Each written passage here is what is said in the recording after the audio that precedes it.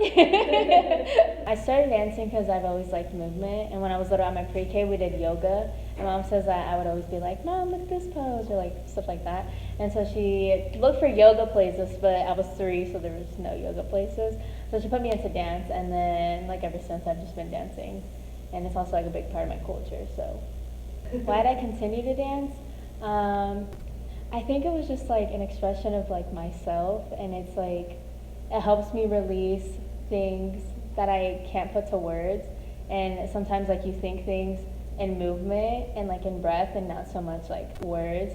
And sometimes I'm like talking to somebody, I'm like, it's just like I don't know. I was like, I like see it, I can like feel it, but I don't know like how to tell you. And I think that's like a big part of it, and just like being able to express myself and like feel, and like it's so good for like your exercise, like for literally so many things. And why did I continue to dance? I always like, I grew up like wanting to be a teacher, but I always danced at the same time. So I was like, well, what if, and I like interned as a student teacher, and I hated it. I did not like it. It was so bad. But I did like the kids. So I like eventually was like, well, what if I like combine my 2 loves? Because I didn't want to like completely stop dancing, but I didn't feel like it was like something that I was like called to do completely. So it was just like a mix. So like my goal right now is to like open a nonprofit dance studio, so then I'll be with kids and I get to dance.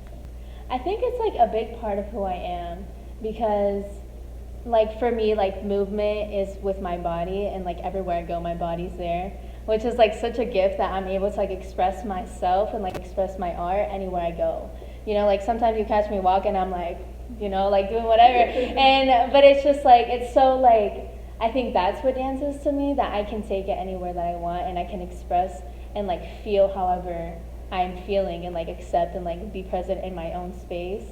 And yeah, and it's like a unity. Like if you think about dance, like you go to a party, like people are dancing, and like, you know, growing up, like I learned how to dance like bachata, norteña, like all these things, like in the kitchen with my mom, you know, and like with my brothers, and then like going to family parties and like my cousins and everybody. So like that's like one side of dance that it just like unites people and like helps me, and then it unites me here like at a dance studio, or like, you know, it's just like unity for me, and like expression and time and space and a lot of things.